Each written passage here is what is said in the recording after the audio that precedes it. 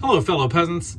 Tonight I'll be reviewing 2007's 30 Days of Night.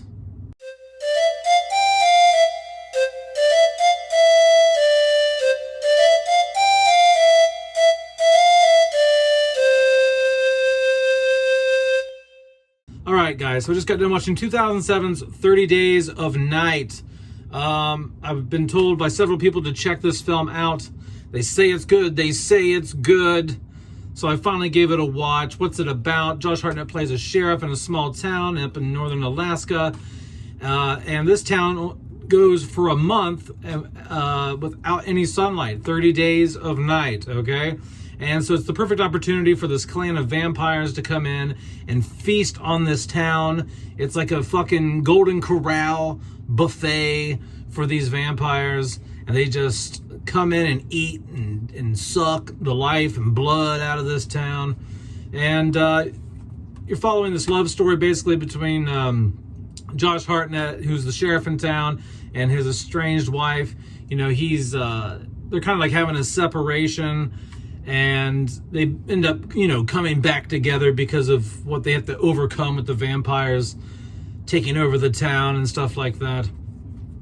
And the rest of the film is just survival. It's just vampires sucking blood out of people and the main cast and other people in the town trying to survive. It's a very isolated environment. So let's get into it. What do I like? What do I not like? First off, what I like is how it's shot. I like the cinematography. The color grading here is excellent. The camera angles here are excellent. The resolution of the film looks great. This Blu-ray looks excellent. I got this on Amazon for $6.99. If you like this film, definitely buy this Blu-ray. It's dirt cheap. $6.99, guys, on Amazon. I love the way the film looks. I do have one nitpick with how the film looks, though.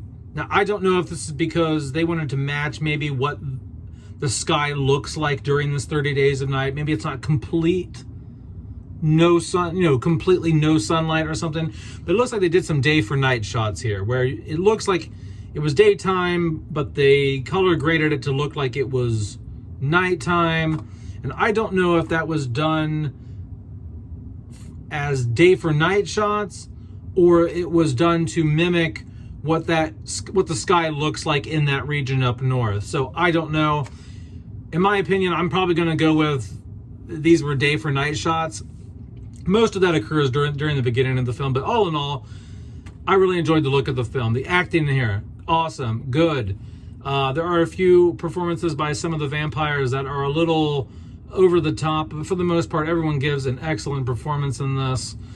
The story, I like the overall concept. I like the idea of this town that gets 30 days of night and vampires come in to feast on the town. And it's up north in Alaska, so it's very isolated. You're stuck there. It's almost like a The Thing situation. My friend at work who recommended this film, he said, it was like very much like The Thing, isolated, very cold environment, and I definitely picked up on that. That's definitely what's going on here. So I like that. What else did I like? The effects in here. I like the effects. The gore effects are very nice. The blood effects are nice. Nothing really looked like CGI in here. Everything looked practical for the most part. I didn't see a whole lot of CGI in this, if any at all. Everything looked very practical in this, all the way from like the teeth, the heads coming off, the opening of the necks and stuff, like all that seemed very practical. It was very well done. The vampires in this are very badass. They're cool, minus, like I said, some of the overacting from a couple of the vampires. All in all, I think the vampires were realistic and believable for the most part.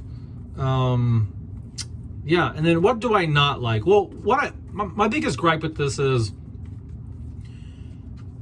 the film kind of loses its momentum about after the first 20 minutes to half an hour, because there's no like slow burn. Like, I think this film would have worked better if it was a slow burn, but because it kicks off so quickly, you know what's going on so quickly, and things happen so quickly early on, that all you're left with on the back 2/3 of the film is run, run, run, chase, chase, chase, bite, bite, bite. You know, it's just a lot of people running around, getting bitten, running around, getting bitten, running around, you know, and it just feels like there's nowhere for the story to go once you get through the first half hour or so. It just feels repetitive, you know, up until the end. We don't get any explanation where the vampires come from. I don't really need that, but it is something that I'm kind of like, okay, well, is there a little bit of some backstory as to like how they're vampires, or maybe they're just a species? Like none of that's really explained as to like who the vampires are or why they're there. You don't have to have that, but I think with the type of vampires that we have in this film, these aren't like monster don't speak English, or not English, they don't speak English, but they have like their own language and stuff, but they're very intellectual. They wear human clothes. They pretty much look like humans. They're not like bat looking creatures or something. So with such a humanoid, human looking clan of vampires, I kind of wanted more of a backstory to them. If it was more of a monster flick in terms of just like giant bat sucking blood, like I don't need his backstory, okay? You know what I mean? Like, but like when you're wearing fucking Doc Martens and a trench coat, like I kind of want to know what's up. You know what I mean? Also, like, where did the vampires go? Like, Josh Hartnett, spoiler alert, he becomes a vampire at the end, like the very, very end. He gets bitten and he scares off the vampires. They kind of like back away. They're like, oh fuck, bro, like, and then they just go away. Like, and there's no explanation like where they went really, or like why they backed down so suddenly, just because he killed their leader and he became a vampire. But then all of a sudden they're like, man, we gotta get the fuck out of here. Like all of a sudden, like they're scared to death of him or something. Last thing I did like, let's go back to I forgot something I liked. I did like the very, very ending. Another spoiler alert.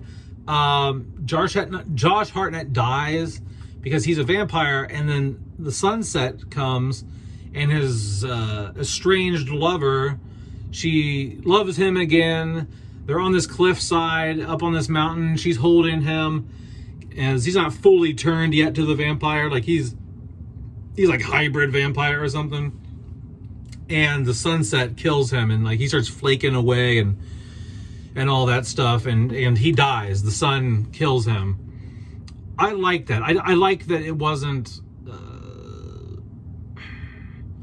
I like that they didn't have him become a bad guy and turn on the town. I like that he didn't die in some other fashion. Like I like that it was kind of like she embraced him, she loved him at the end, and he died because of the sunset. It was kind of a nice, poetic, romantic ending, I guess. But all in all, I really think the film is good. I do. I think it's good. I think it's one that's going to have to grow on me, to be honest. I didn't love it. If I were to rate it, I would probably right now give it maybe a 6.5 out of 10. I think it's okay. But I don't think this is one that's going to crack my top 20, 30 horror films or anything like that. But I did enjoy it. Maybe on repeated viewings, I will like it more.